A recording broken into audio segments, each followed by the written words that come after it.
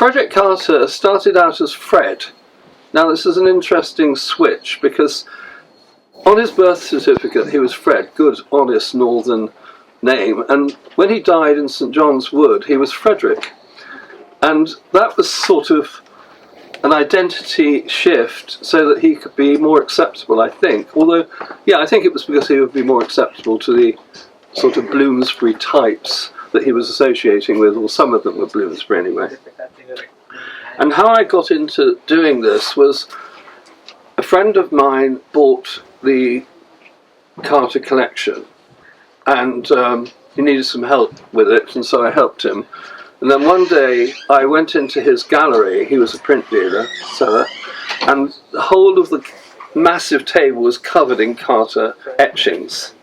And so it became a remarkably quick discriminatory test of my artistic understanding, which was zilch, because I knew nothing about Carter at all, and there was a lot of the collection lying in front of me, and being an historian by training, I thought, well, if this is going to disappear, isn't it? It's going to disappear into people's homes, and yet another artist will be lost, basically. And there are too many of these happening. These events happening and artists disappearing and never, you know, it's just tragic actually, because it's all part of the building blocks of our art history basically. And you get people doing PhDs and things on artists, but it's not quite the same actually. Right, well what happened then was I promised Yvette Bailey, his daughter, after she gave me a lot of material, that I would do the biography, but the first book I did was the etchings. Which was ridiculously expensive. In those days the scans cost about £12 each, 1998, and Scholar Press was very interested, but it was just too expensive for them to do at the time, and they said something, they would sell 500 of the most popular books that they did, and that, so this made it completely uneconomical for them. And then of course we had this coming along now. Right, there are two further books coming. The book on his art I've finished, and an edition of his short stories, 1930s supernatural stories, has been completed as well. So there's a lot coming through, and I won't really be talking much about the art tonight, because obviously if there's a book coming on it, it's going to be covered in that. Stephen, my publisher, is not here, but he has to be thanked enormously for his great support and being midwife to the last three of the books, basically. My great friend, Professor Sue Harper, my critical friend, is ill and therefore unfortunately not able to come. But my other critical friend, Maggie, is here, and you know, they've been extremely helpful. Now, what I want to do is to make you imagine you're Frederick Carter, okay? So we have to go up north to Bradford, to those barren hills. It's actually a city of culture at the moment, which, you know, is great for Bradford, actually. And of course, there's a TV series at the moment, Virtue, based in Bradford, so it's coming up. And it needs to, because it's got tremendously deprived areas. But anyway, Fred was born in 1883 in Bradford. The Hanoverian Queen Victoria was 64. And what was Bradford like? Well, it was a premier hotbed of textile making, basically, and very, very well connected to the continent. I mean, German merchants had set up wool merchants had set up stalls in the centre of Bradford, and that was called Little Germany. So you get some idea of how cosmopolitan it was. And Fred's father was a textile exports person, and he was taking German lessons to improve his German for when he went to the Hansa cities, the Hanseatic League, and became very successful through his hard work, and the family rose in status. His father became director of the family company. His mother had 3 shops, corner shops, in fact, in Bradford, and was a brilliant baker apparently, and the family became middle class, you know, as you do. You go through these stages, your family sometimes, and they managed to make it. So the work ethic was absolutely stamped through the DNA of the Carters, and that's the important point. Now, you have three brothers, Harry, Louis and John, but you are regarded as a changeling. And why is that? Because you want to be an artist. In the midst of this work ethic, the mills, everything else, you want to be an artist. And you really don't just say, oh, I want to be an artist. You absolutely slam home this point. And in 1902, the family doesn't, of course, even understand this concept. In 1902, you go to Paris, which of course is where everything happens in the art world, and you try very hard to be an artist there, and you sell some of your art, but you get a job with Berlitz. Now, Berlitz is notoriously underpaid, and he got kicked out for some reason. He probably argued with them or something. I haven't got a clue what happened. There's no record of it. But poor old Fred got kicked out, which of course didn't help his financial situation. He lived in the Latin Quarter, as you had to do, of course. And like another Yorkshire artist, William Stott, was it William? Anyway, he went for teaching at the Beaux-Arts, École des Beaux-Arts, which was free, in fact, and that was why it was cheaper for him to live in London, in Paris, instead of London, where he had to pay for art education, basically. Now, what was going on at this time? There was something quite powerful going on in the background. You had a very disturbed kind of early 19th century, obviously, with the First World War, and I was saying to Maggie that during periods of disturbance you tend to get an increase of interest in the occult, which is hardly surprising because it's another route, isn't it, for some salvation, for others knowledge, understanding and so forth. And so the First World War creates this disjunction in society, and even leading up to that, there were other issues, actually, and influences. There was, for example, the philosopher Henri Bergson, who had a very different view of society, and he wasn't an occultist, really, he was a philosopher, French philosopher. Excuse me. And he had this idea that reality had an underbelly, if you want, which was teeming with life, in other words, the unconscious, which you also get, of course, with Freud coming through with his theories of the unconscious and such forth. And Bergson had this very powerful influence on the Edwardian elite and the substratas of artists under the elite, including Bloomsbury, in fact, which is interesting. And what did he... Let's have a look and see what he actually said. He was aware of the invisible forces, and Freud's insights, as I said, influenced people like Carter's. And Carter and Osman Spare were both interested in the unconscious and how to tap into that, which is where their automatic writing comes from, which they in fact pursued. And there's, in the book, I do deal with this actually quite a lot. And there's completely unseen information in there from a strange newspaper, actually, or I can't really find it, which is unique. Stephen and I haven't been able to find another copy of it, so God knows where that came from. Did they publish it? I don't know. But anyway, it's unique material on the unconscious and automatic writing, which was a great thing at the time. Bergson was what you might call a standard bearer for the spirit. Okay? And what he said was, there is a hidden realm of deep meaning, forces beyond empirical understanding that help, however, to explain the universe. A modest view. In short, a new intuitive epistemology permeated Edwardian culture. Now, of course, we're not talking about the mass of people in Edwardian society, but it did include Bloomsbury as the elite, and the Carter Brigade and Austin Spare and his friends, who were quite well connected with the artistic community, in fact.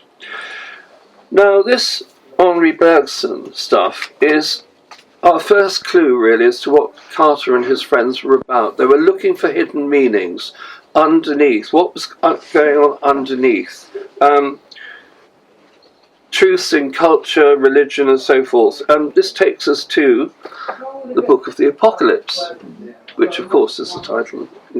That really comes from his article on meeting D.H. Lawrence, which he called Apocalypse in England. And so I completely nicked that, which is fair enough, because I wasn't quite sure. I thought Frederick Carter was a bit boring, or something, his work, whatever. Now, the Book of the Apocalypse is the last book of the New Testament, and of course it's highly controversial. I mean, I'm not an expert on the Apocalypse, but it is highly controversial, that I do know. And Carter loved debates about contested spaces, and that's why he was attracted to this. And he was more than attracted, he was fanatically interested in it. And I've been through reams and reams and reams of articles on the Apocalypse, different aspects of it, and all the rest of it. And he wrote a play on it as well, which he tried to sell to the BBC, who said, no, thank you. Now, you have to be a Carter to really be accepted by a BBC commissioning agent, actually, at the time, because the fanaticism and the interest was burning. It was white hot. And what would the ordinary public make of it? And the rather sad thing is that he wrote this play, which is a pretty standard version of the Apocalypse, all the angels and everything, and the candles. And nowadays, you could do that. You could do it with special effects. Then, there was no question of being able to produce this tremendously ambitious version of the Apocalypse. So he was out of time, in a sense, for what he had. Now, obviously symbolism is very important in the Apocalypse, and that, of course, is what gravitated him towards it, I think, particularly. But let's trace our way back to you as Carter. You are fanatically interested also in the music hall. And you go to the music hall, you go to the Palace Bar Music Hall, which was an amazing theatre in Bradford, on top of another theatre. Now, he was only 9 or 10 when he was going there, so that is pretty impressive stuff. And he was fascinated by the transformation of the theatre once the act started. Whether it was Mary Lloyd chirping to her birdcage, or in his later imagination it was Sickert doing his wonderful musical pieces. And he just said, you sketch the world shaking loose its inhibitions. There the painter was faced with an art which dramatised vulgar, ordinary people. Its architecture was made to their taste. Everything was not too good and not too bad. And all, audience, proscenium and backcloth, hung awaiting the artist's arrival to transform it. Now you can see the depth of dedication in Carter here. That is the basis for him. And at school he was being told off by his teachers because he was sketching instead of doing the lesson. I imagine the lessons were pretty boring at the time too. Right. Now, things changed in the Carter household. You managed to persuade your parents that going to Paris was a really good idea, actually. And so they found the money for him to go. Off he shoots, and he studies at the Académie Julian, which was a preparatory place for the École des Beaux-Arts, private art school. And so he started to train and acquire some skills. When he goes back to Bradford in 1905, he starts to work for the Leeds printing company, the Lyons printing company, in fact, in Leeds, where he does designs for packaging and all sorts of stuff like that, toy things. And he works there for about 9 months, and then he's made redundant, not because he's a bad worker, but because he has no more work to do. He's basically done all the work that needed to be done. And at the same time he was working there, there was a tremendously important exhibition at the Cartwright Memorial Hall in Bradford by the International Society, which put on a representative show of modern art. 10 years later, Carter has a hugely successful exhibition at this Cartwright Hall. Everyone's raving about it, but his mother is hoping he's going to end the experiment, which is quite difficult, I think, for him to take. In 1908, he moves to London. Now, he earns a living as an illustrator of journals and books. And he has a curious arrangement with the Regent Street Polytechnic, whereby he doesn't have to pay any fees for the lessons there, and he goes on studying while he's working, as long as he enters competitions. This must be unique, I should think. And he really fulfills his promise, because in 1907, 1908 and 1909, he won the Board of Education's Gold Medal for Illustration, which was a national award. So he was damn good. 3 years later, in 1912, he becomes an associate of the Royal Society of Etching, which is his ARE, associate of the Royal Society of Etching.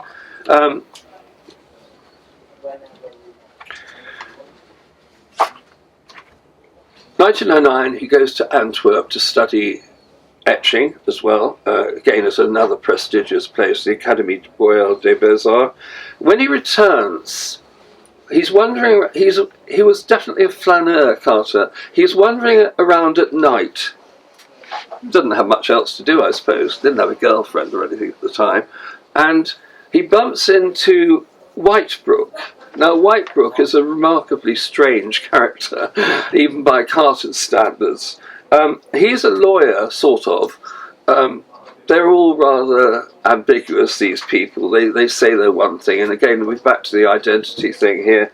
And he introduces Carter to a remarkably strange organisation, the Order of Corporate Reunion, which is an organisation that's trying to get the Anglican Church back into the Catholic Church, which was actually quite difficult to do.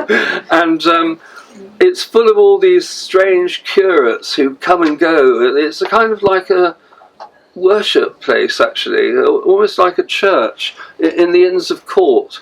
And Carter's comments are that they're rather strange people. Coming from Carter, that's one that they really must have been quite strange, actually. And then Whitebrook sort of inducts him into this. Now, Carter loves this because he loves ritual, and so it's ideal for him, and so forth.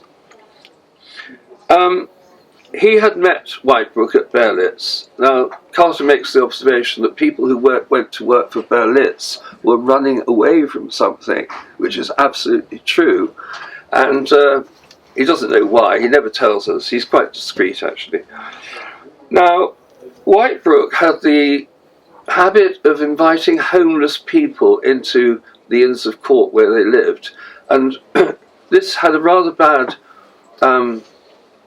effect on Carter, because he lost the little hoard of sovereigns he was hiding in his underpants and clean shirts And of course, they called the police in. Whitebrook didn't want the police, but Carter did. And as a result, a metropolitan detective took Carter around all the doss houses, and it's a rather Orwellian moment, actually, for Carter. And he really does see the underclass. And they don't find this man, but he's found 6 months later in Birmingham, in fact. And Carter talks about birds of semi-literate feather bunched between Cursitor Street and Fetter Lane. And he says, our specimen was picked up from Birmingham some 6 months later.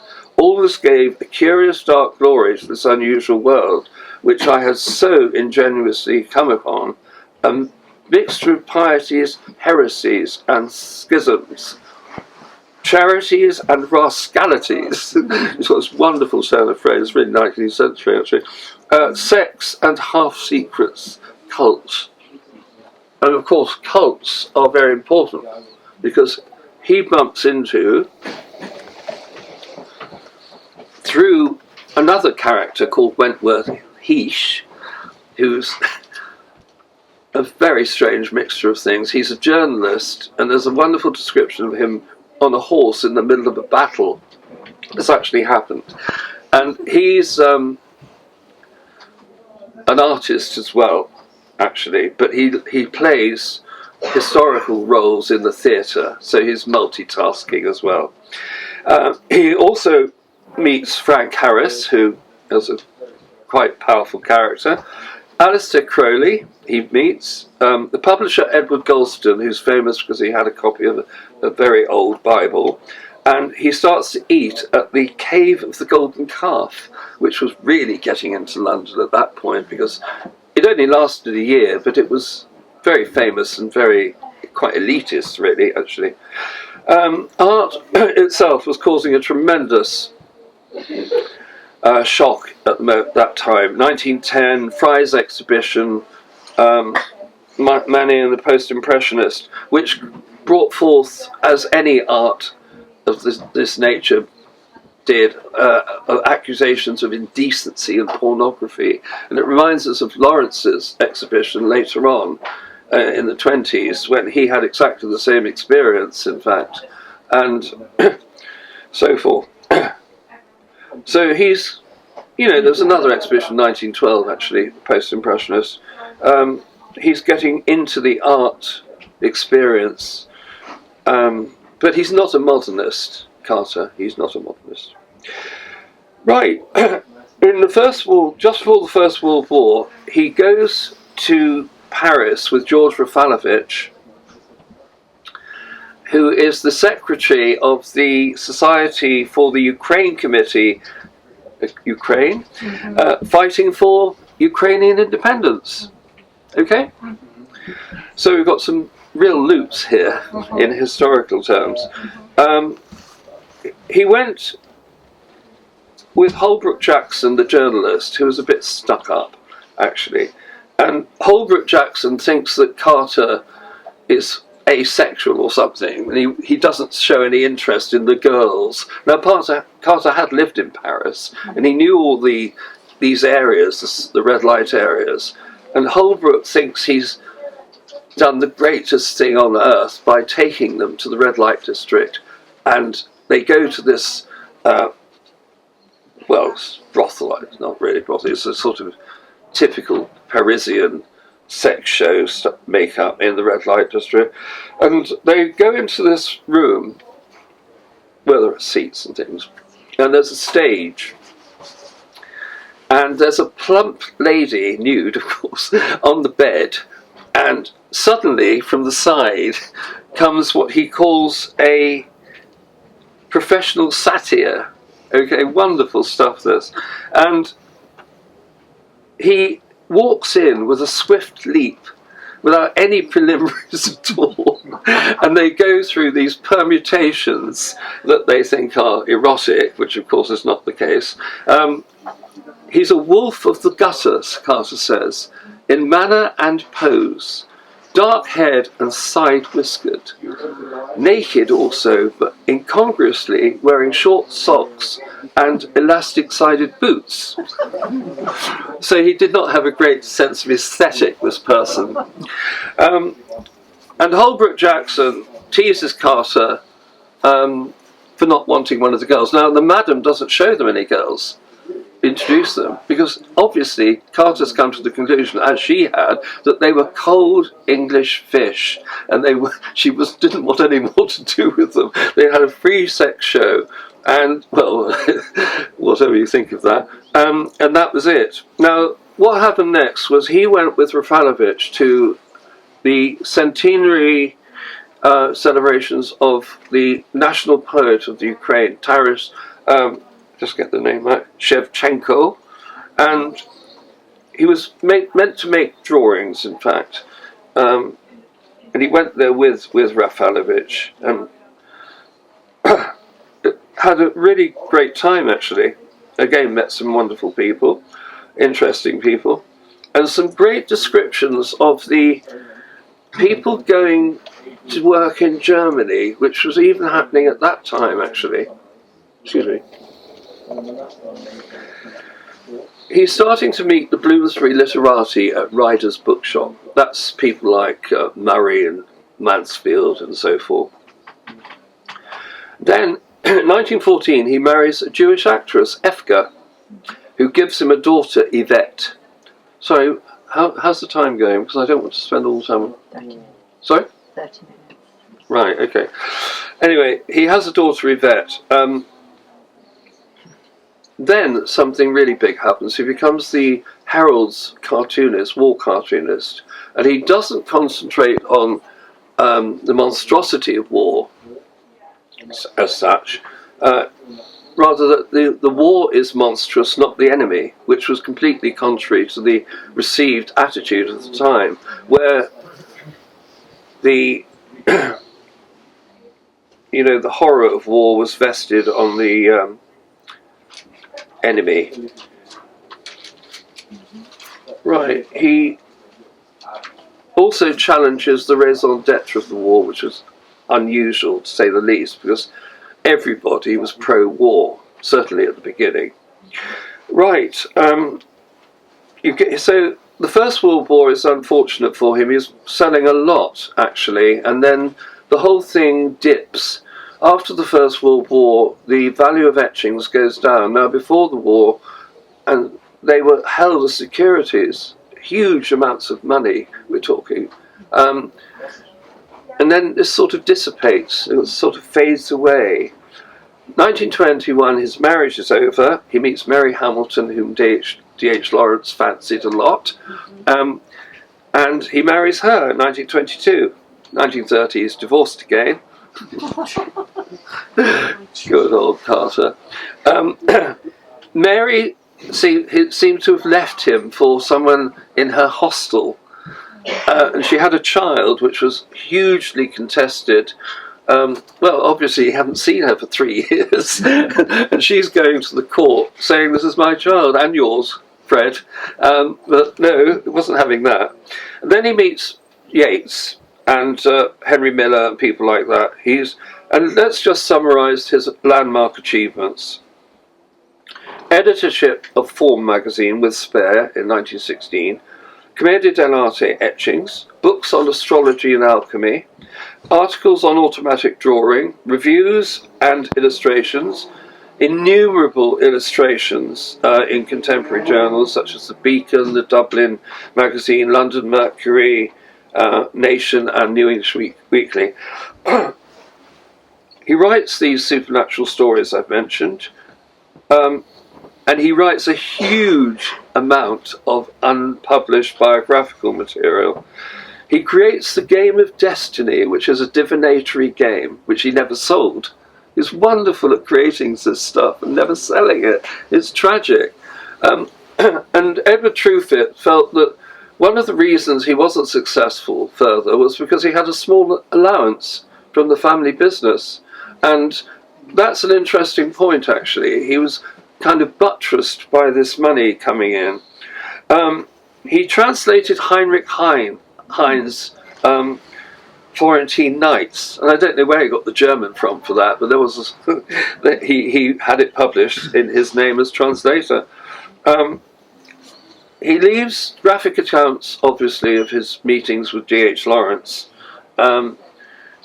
which I go into great lengths, but they've been written about very much. I mean, I wanted to put Carter's side of it because they fell out over their collaboration on the Apocalypse, and obviously the Lawrence contingent is huge. Lobby is huge compared with Carter, well, he hasn't got any supporters. And they sort of skewed it round to Lawrence's point of view. And Carter felt very bitter about this. And in fact wrote as one of his books, that's his book on D.H. Lawrence, which is rather beautiful. Okay. D.H. Lawrence and the Body Mystical. And of course the bone of contention was over a mystical aspect, which was the chakra and the kundalini and stuff like that. And Lawrence saw at the heart of all this mysticism and symbolism the dragon, Draco, which is a powerful thing. This is one of, and they argued about the map of the heavens. Now Carter did did this, showing that, and that's a rather beautiful book too. Here we have the symbols of revelation with the symbolic. These aren't etchings; they're woodcuts actually, beautifully decorated. And to give you an example of the kind of arcane nature of these books, this book deals with the antique universe, ceremonial, myth, the seventh horseman, that's the Apocalypse, the fifth seal, the sign of mystery, exaltation, the dragon, the number of the name, the house of heaven, Plotinus and Hermes, the seven myths, the orb of the world, and spirit and soul. So rather arcane stuff. One of the things I should have said earlier was that he raised the whole issue of Neoplatonism, and he's always talking about it, which of course basically at its very simplest means one God or one being, and that's what he was very, very interested in. A lot of his articles were about that. And of course, again, we're talking about the veil and what's beyond the veil and so forth. Second World War, he's air raid warden, and he, in St George's Wood. And he writes a bit about it, and there's this rather lovely description. Well, you can't call it lovely really, because it's sinister in a way. He writes about these planes attacking another group of planes. It looks like the RAF fighters attacking the bombers. One of them gave a peck at a machine on the verge of the large group as it shot up and on after the others. The machine it had struck slipped down the sky, and all the rest vanished among the clouds. Now this is obviously at a distance, but it's remarkably powerful stuff, this. And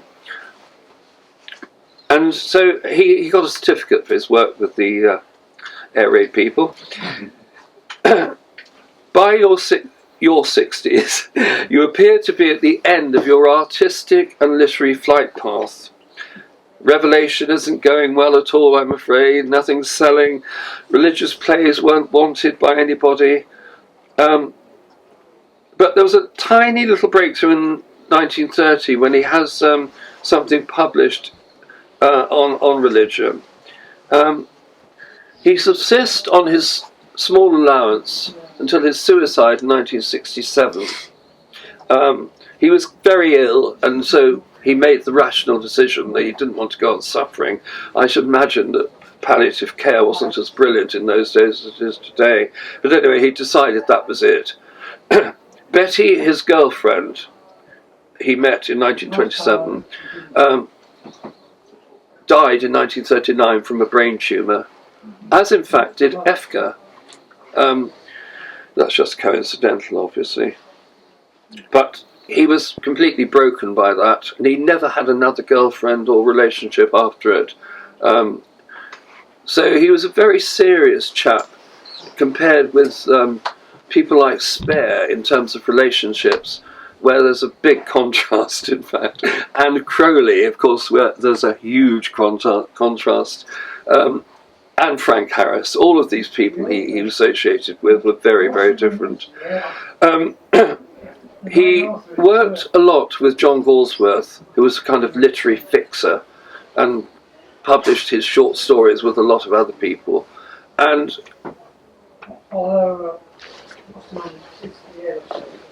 that famous literary fiction, which was a kingdom based on Redonda, which is actually an island about a mile big, long, in fact, in the Caribbean. And Galsworth used to sell titles for pints. So if you wanted to become a duke or something, you started feeding Galsworth drinks in the evening. Of course, he lived in the pub, and so forth. And then he met and worked with Spare, and he gives a fascinating description of Spare. The greatest aim of this magician was to merge with a higher power connected to the wellsprings of the universe. Very modest. But he didn't trouble himself too much to define that power consistently. Sometimes it was God, sometimes the One, sometimes a goddess, and sometimes one's own holy guardian angel, or higher self.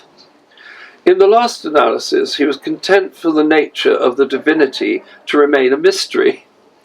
As a result, he wrote at times like an atheist, at times like a monotheist, and all others like a polytheist.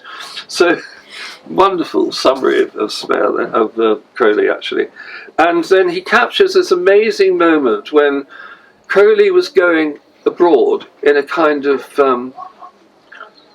disgraceful mode, and he decides to leave his mistress behind and take another, obviously. And this mistress was at this party, probably organising it, actually, we don't know exactly.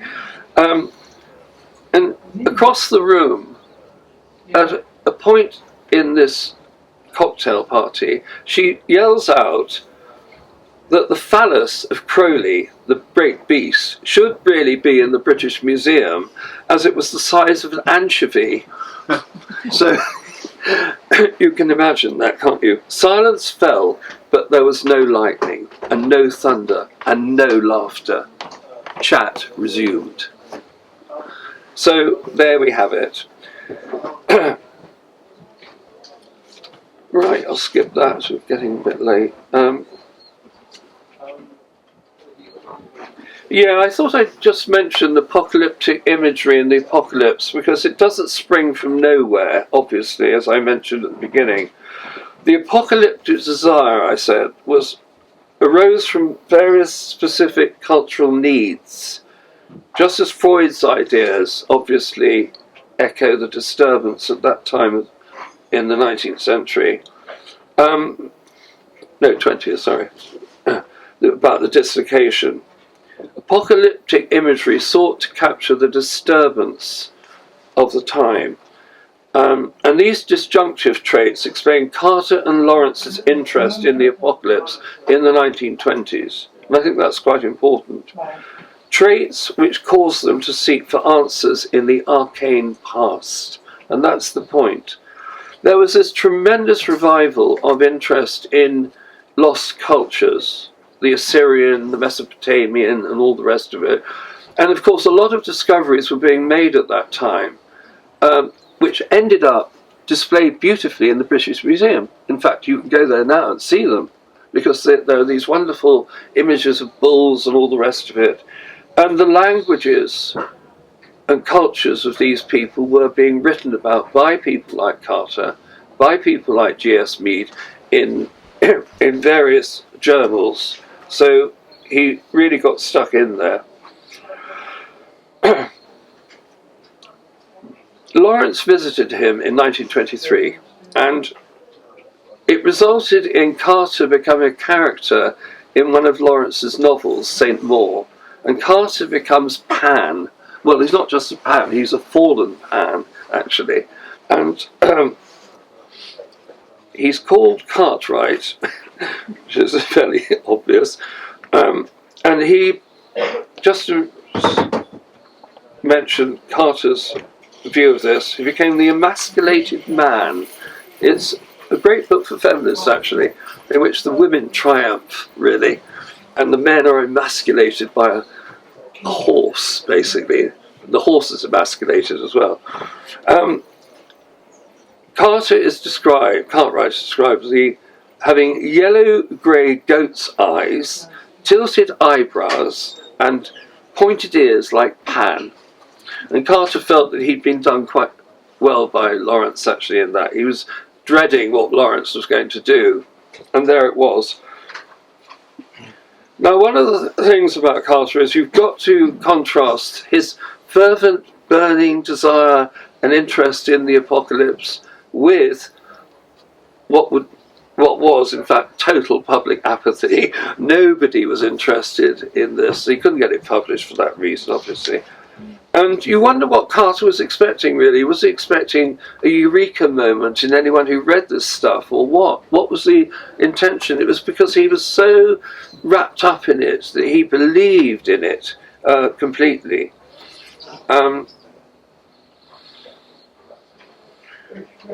Life and Letters in 1928 published Drama and Apocalypse, and the last thing he ever had published was Divine Inspiration, and that was in Esquire in 1950. I found that somewhat anomalous, actually. And if we try to characterise Carter's evolution, it would be crudely the metamorphosis of Carter from secular mystic to astrological religious fanatic, which he definitely was at the end of his days. The influences on him were people like Crowley, obviously, and they all interacted and influenced each other. Agrippa. Now, for those of us who've read Frankenstein, we'd have come across this, because Frankenstein is ostracised by the university because he's reading people like Agrippa, and there's Carter reading people like Agrippa and getting really stuck in to the mystical aspects of life and the culture, and Plotinus and people like that. There's a whole litany of people. Esoteric knowledge, of course, was what he was after. And I found a wonderful, quote here. Mirabel Starr appeared in the Oprah Winfrey show as a mystic. Actually a very bright lady. I mean, she defined a mystic as a person who has a direct experience of the sacred, unmediated by conventional religious rituals or intermediary, which I think is a brilliant definition, in fact. Well done, Oprah, for having her on. So, esoteric knowledge is what we're getting at here, and the biography deals at length with his prolific writing on religion, especially concerning the apocalypse, obviously, astrology, mythology, and he saw clusters of ideas from past cultures, classical, pagan, mythical, as steps towards a greater and great God, with the artist involving this questing relationship, which is how I typify him, in fact. And it's all to do with patterns in the heavens, the beast in the heavens and the depths, the fish, the monsters, and all the rest of it, which was obviously appealing to an artist like Carter. And John of Patmos, of course, was his guiding light. I'm going to skip some of this. It's all on symbolism. Freud, Jung, all of that's wrapped up in it as well. Carter's archetypes, however, are important.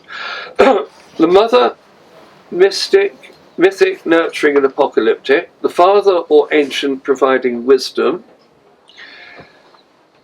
protection and guidance. The dragon, mainly in its eastern incarnation, as representing primal energy, a creative dynamic force, the sun, and the stars and the constellations. Some of his etchings are amazing, and the woodcuts, they're very powerful evocations of these symbolic ideas. The mask with its language of theatricality, concealment and transformation, the devil and the whole cast of angels,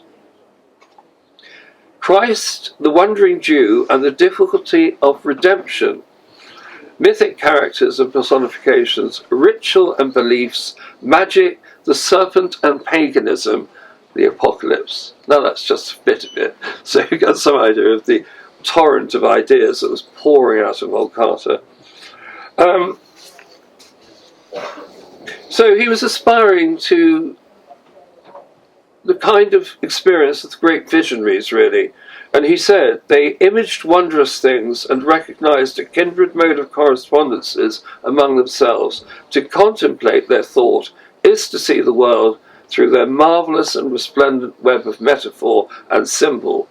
He's really articulate here. It's like all of us, I think, when we're interested in something, we're super articulate. You know, and if we're just a bit interested, obviously it's not going to get to that level and depth. And find in its pattern the net which will catch and hold some measure of the glory of the universe that they felt. Right. He left some 40 oils, 30 watercolours, 140 etchings, and innumerable drawings and books, of course. His estate was valued at £3,332, which was a lot of money then, actually, relatively. And when Edward Truefitt was in Carter's flat, where he died, obviously, he was his executor, he looked around everything and he said, is there enough for a biography? And I think there was, actually. And it's here. So thank you very much. If you have any questions? Yeah, I've got a question. Yes. You know, you said that this type of obsession with the apocalypse. Yes. Was John of Patmos the same as John the Evangelist? Were they the same person, or were they two different figures? I think they're the same. I think. I can be corrected on that, but I do think they were. And John of Patmos, of course, is terribly important to Carter. I mean, this idea of this guy on an island having all these wonderful visions and writing it out, and he was the true writer of the apocalypse, you know, to Carter. And of course, there were several others. And you know his book on the the pictograms of the apocalypse. Yes. You showed us there. Yes. Is that something that you can buy now, or has it gone out of print? You mean this one? Yeah. They're very, very rare, actually. I've got 2 copies of this and 3 copies of the other book that was the same as this, actually, but different. So they've more or less all gone out of print? No, but they will appear in my book on art, on his art. All of them are in it, every single thing he did, practically.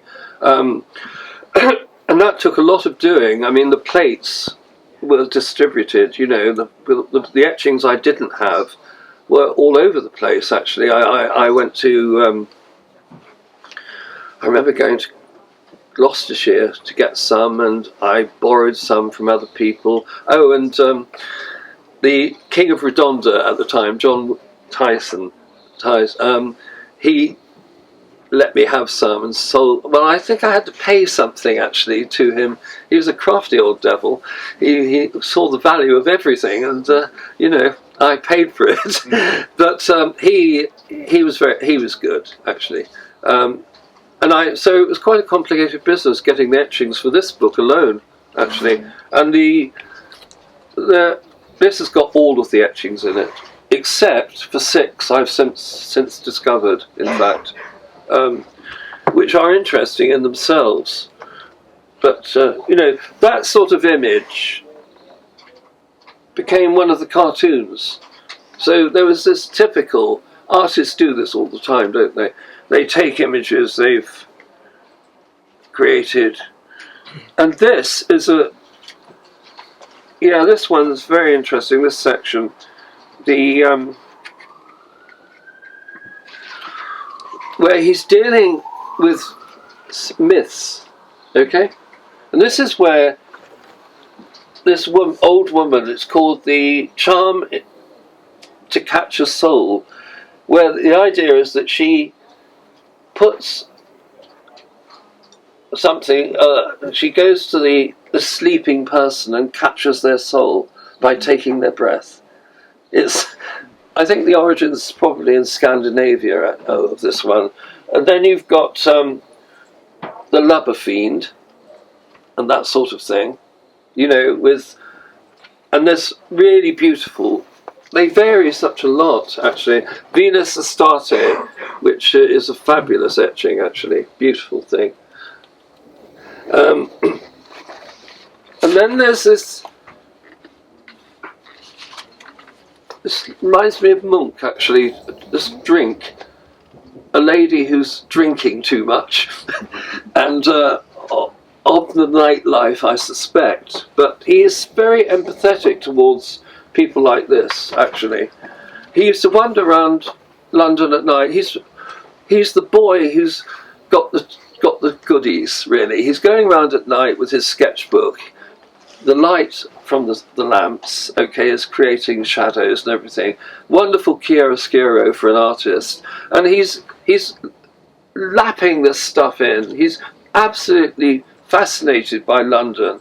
He's free, you know, he's doing his art. And so forth. And the Wandering Jew's interesting. He does about 9 different etchings on the Wandering Jew, with this famous one. Now this is reproduced in a couple of books actually, the original etching. And he had a habit of doing that. And in the Lawrence book is an etching of Carter, like etching by Carter of Lawrence, in fact, done in Bandol about 3 months before he died, something like that. And he did a portrait of T.E. Lawrence just down the court in number 6, where he had a bookshop, in fact. So he did practically the last drawing of T.E. Lawrence before he died. That was in 1934, I think, something like that. I can't remember exactly. And so you've got these series of etchings. And now I re-examined all of these, and I found 3 more Wandering Jews, very craftily hidden away. And I thought, how could I have missed these? Well, of course I missed them because they were so cleverly concealed. But they will be in the new book, you know. And here we have Wentworth Weesh, I mentioned earlier. They were in one of his historical costumes, Elizabethan, I think that was. So that was one of his chums. And then you get the nudes and so forth. You've got series of different things, and his style changes as well. There's later style, which with the hatching much more boldly shown, in fact, which was Can I sort of look? yeah, of course, which was historically in fashion at the time. Of course, there are fashions in etching and drawing and so forth. You're Richard Grenville Clark. Yes. These are all woodcuts in here, actually.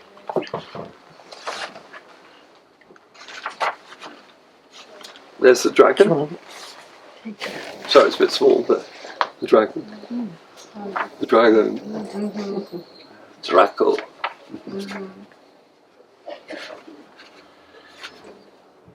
You see, even crucifixion is elaborate and integrated into other symbolism. Actually, when you look Is that the one on the Apocalypse? No, well... Oh, is that one there? Yeah, yeah. Could you have a quick peruse? The one on the Apocalypse. This one? I think you showed it, said it was drawings from the Apocalypse. Yes, oh, they're in the... I thought it was that book there. Or it's just writing on the Apocalypse. Yeah, I think they were... Oh, these are. These are, yes. Yeah. Yes, sorry. Yes, they are. There are about 9 of them altogether, something like that. But they're fascinating books, actually. I mean, it was a great period of publishing, you know, with lots of limited... Thank you. Lots of limited editions.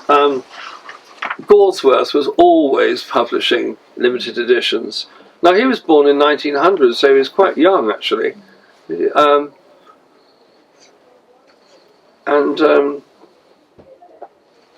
collaborated with quite a lot of different famous writers. Yes, sorry. Oh, just curious. In what way was his art automatic? You talk about automatic art. Oh, yes, that was with Spare. In fact... Oh, Spare. Okay. Yeah, Carter had written an article on automatic drawing. Okay. And then he met Spare, in fact. And they did stuff in Form in 1916. And one of the articles is on automatic drawing. Oh. Which, of course, was quite revolutionary, really. Although the concept does go back a bit further into the late 19th century and had been treated by other psychologists and writers and artists and so forth, you know, because it was a very powerful idea, wasn't it, that you could tap into this creativity that we have and find new things about yourself, in fact. You know, I mean, a big agenda, I think, at this period, and I am generalising wildly, something I do, but there was a tremendous desire in people to find themselves. Actually, that sounds slightly ridiculous, but these cults, I mean, you dressed up, didn't you? You dressed up in a Crowley type cult thing, and you had a name, a special name, like really magical, mystical sounding name, and you did this when you went to your cult meetings. In the week you were a doctor or a lawyer or whatever else you were in your regulated uniform life, so it was a wonderful escape. But it was all to do with rules, and you were into another institutional kind of setting with rules that they set. I mean, you had to rise through the ranks, didn't you, to get to the top of the cult. And like Freemasonry. Yes, yeah. Exactly. That's right. That looks like automatic drawing. Is that what he was? Does it? No, he wasn't a Freemason. No, he wasn't. Thank you. Yeah, that's right. No, he wasn't a Freemason, but he was obviously interested in all this ritual stuff. You know, Carter's a strange character. I mean, in a way, I still haven't worked him out completely. You know, people are deep. And what I meant about hubris and writing biography was that everyone is so wonderfully complicated. And we try to conceal part of ourselves from ourselves, don't we? None of us really fully faces ourselves, I don't think. That's my view anyway. And you're taking on a life, and you're saying, oh, this is this and this is that and that's that, and it is hubristic, in fact. It's a cheek, a bit of a cheek, you know, and I had enough material to be able to feel that I could do it properly, you know, and it's, if you go back, track back, we're talking about, that was 1998, that book on the etchings.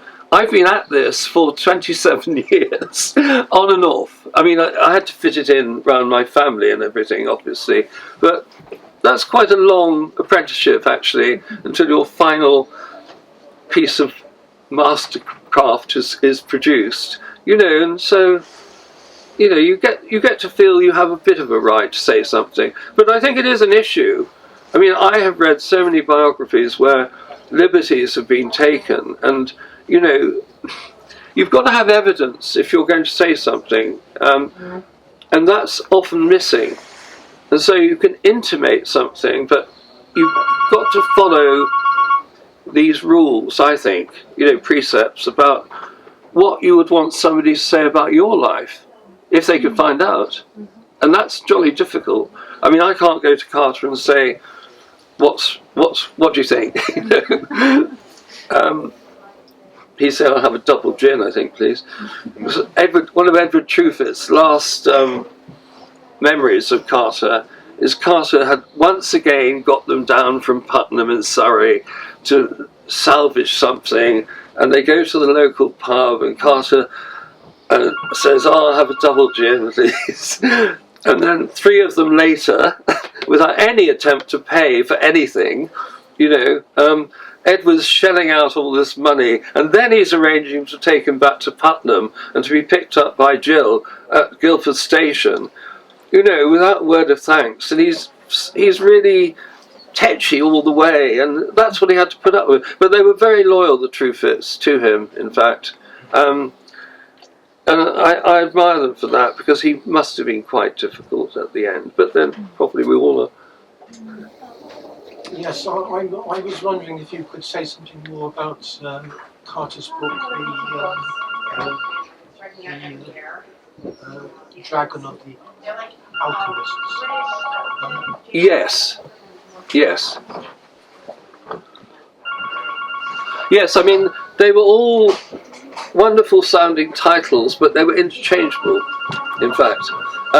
This is the posh version, if you want, from his bookshop at number 6, Cecil Court. It was called Adam Fitz Adam, his bookshop, actually, and he did prints and books there.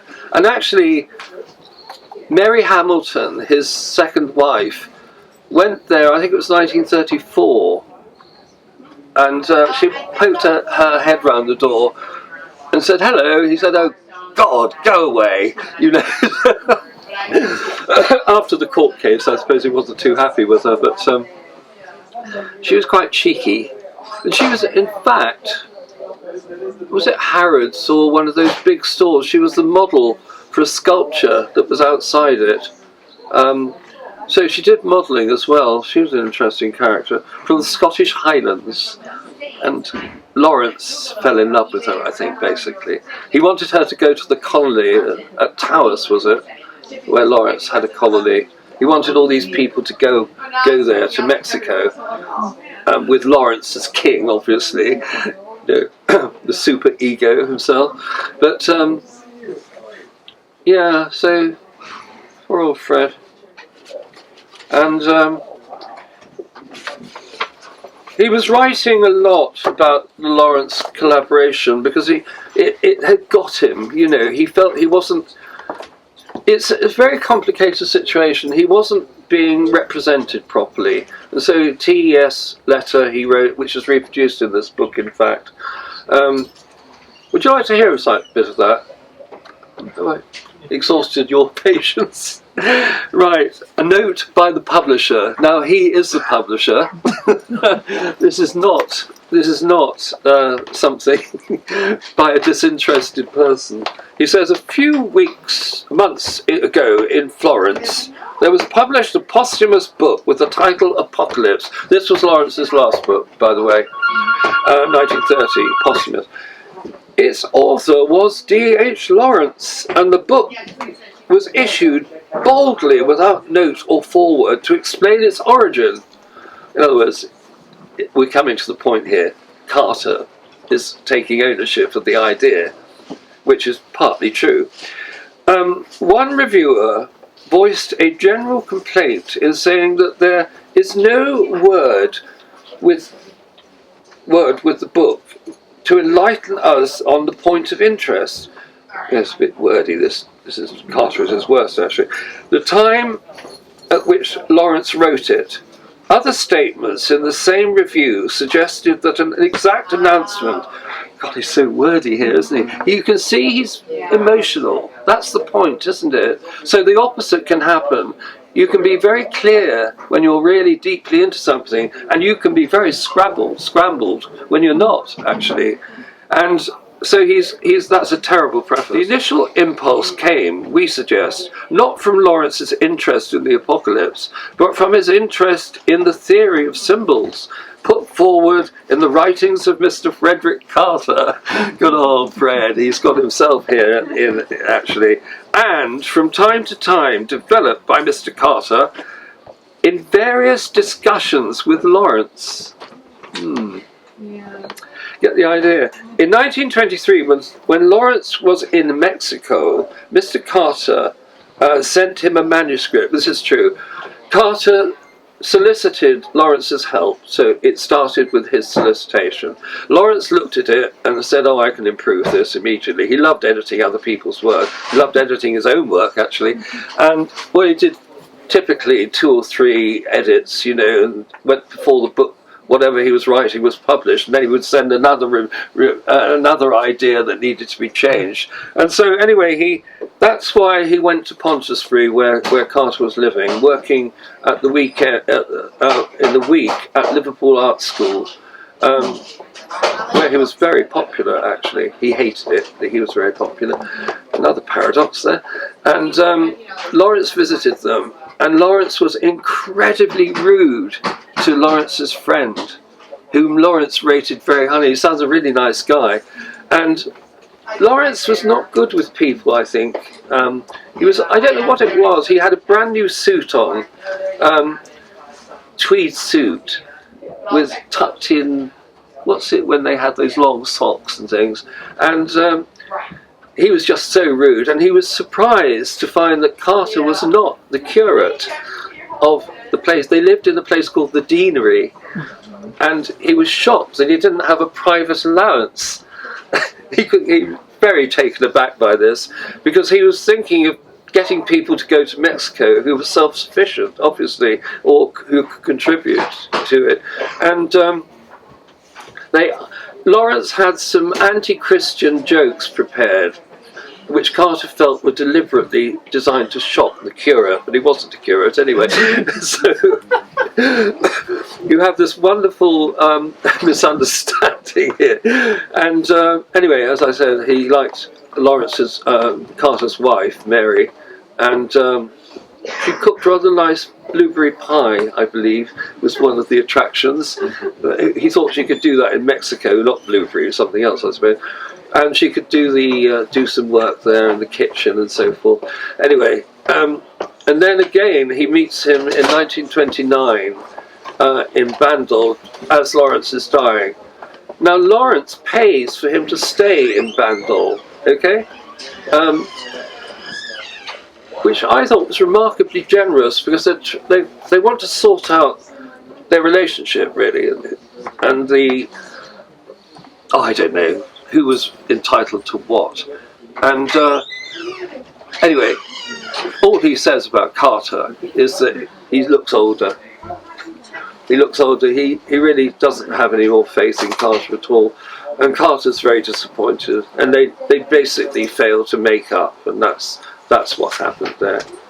So, thank you. Oh, yeah.